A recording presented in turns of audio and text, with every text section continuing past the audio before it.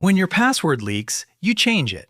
When your card gets skimmed, the bank mails you a new one. But your DNA? There's no reset button. There's no new one coming. It is the one piece of you that is permanent. And in 2025, a company auctioned 15 million peoples of it in a courtroom to the highest bidder, including the DNA of people who never signed up for anything. Their mistake? Being related to someone who once spat in a little tube. This is the story of how that became perfectly legal, and the one sentence you agreed to that made it legal. By the end, you'll know 3 things you can't unknow. Why the law you think protects your DNA mostly doesn't. How a bankruptcy court can sell a piece of your own body to pay off a debt. And the single reason this one turned out okay, which is the most unsettling part of all. Let's go. Quick reminder of what this company even did. You paid about $100. They mailed you a little tube. You spat in it, mailed it back, and a few weeks later, you got an email full of you. You're 34% Irish, a little bit Scandinavian, and hey, you carry a gene linked to this or that health risk. That's it. That was the product. A spit kit that read your DNA and told you your story. And people loved it. Christmas gifts, party trick, guess how Viking I am. About 15 million people did it.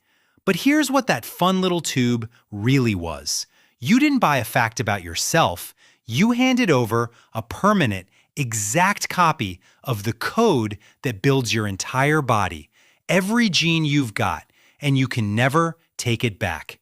And 23andMe stacked yours on top of everyone else's until it was sitting on the single largest pile of human DNA on Earth. Now, the part that flips the whole thing. You thought you were the customer. You weren't. That giant pile of DNA, that was the product. And the real buyers were drug companies. In 2018, the pharma giant GSK paid $300 million just to look at it. The $100 spit kit was never how they made money. It was the bait. You paid them to hand over the thing they'd actually sell. So how does a company sitting on the world's biggest DNA pile go broke? 2 problems, and they're worth understanding. Problem 1. A DNA test is something you buy exactly once. You spit, you learn you're Irish, and you're done. Forever. There's no reason to ever pay them again. Netflix charges you every single month. 23andMe charged you one time and then just held your data. A company with no repeat customers is running on a timer. Problem 2, and this is the big bet. Their real plan to get rich was to use all that DNA to invent new medicines. The idea? Dig through 15 million genomes, spot a gene that causes a disease, design a drug to fix it, and sell that drug. That's what the GSK deal was really about. Sounds brilliant, except inventing a drug takes 10+ years, and the huge majority of attempts simply fail in testing.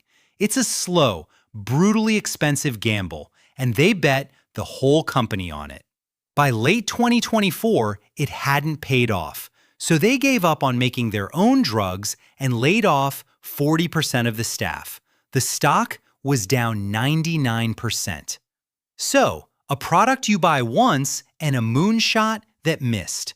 March 2025, they file for bankruptcy, and the only thing left in the building with any real value is the one thing they never should have been able to sell: you. So the DNA of 15 million people goes up for sale to pay off the company's debts, and the whole internet asks the same thing. How is that even legal? The answer is deeply uncomfortable. It's legal because you already said it was okay. Here's the machinery nobody explains. In America, when a company goes bankrupt, it's allowed to sell your personal data to pay what it owes, as long as its own privacy policy said it could. And 23andMe's privacy policy, that wall of text you scrolled past to find out if you were Irish, had a line buried in it saying your data could be handed over if the company was ever sold. You clicked I agree. Everyone did. That little box wasn't a formality. It was the contract. But surely there's a special law for DNA, you're thinking. Let's check the safety net. HIPAA, the big medical privacy law that protects your hospital records, doesn't apply here. 23andMe isn't a doctor or a hospital, so HIPAA never covered it in the first place. Fine, what about GINA, the law literally named for genetic privacy? It only stops health insurers and your boss from using your DNA against you, which means your life insurer, your disability insurer, and your long-term care insurer can use it all they want. The one law built for genetic privacy has a hole shaped exactly like the places it could hurt you most. So the sale goes ahead. Two bidders show up for your genome. A drug company, Regeneron, $256 million. Then the founder's brand new nonprofit, TTAM, $305. A gavel comes down. 15 million genomes change hands in an afternoon. Do the math, and that's about $20 a person. That's what you turned out to be worth, $20.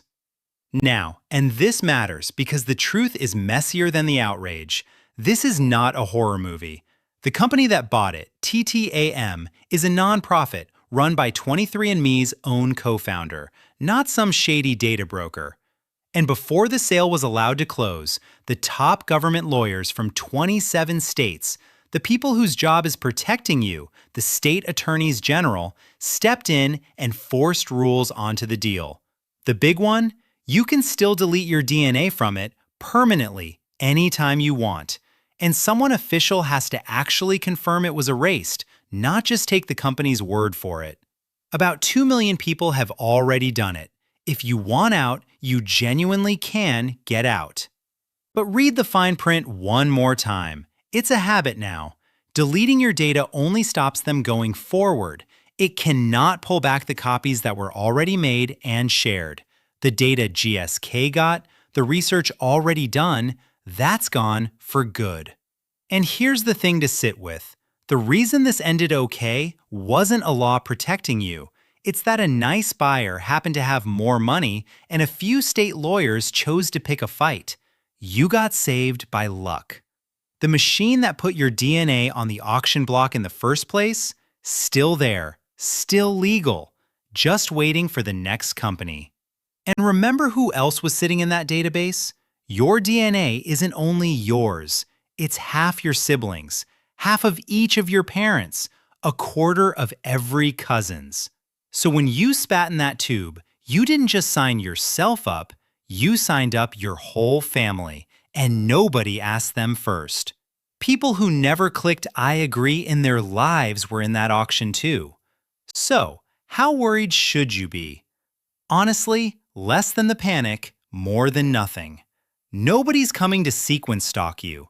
But your genome is out of your hands now. It always will be. And the only thing that saved it this time was luck. You can change every password you will ever have. You will never change this one. Next time something asks for a piece of you that doesn't grow back, you'll remember that I agree is the whole contract, and that some things, once you give them away, are gone for good.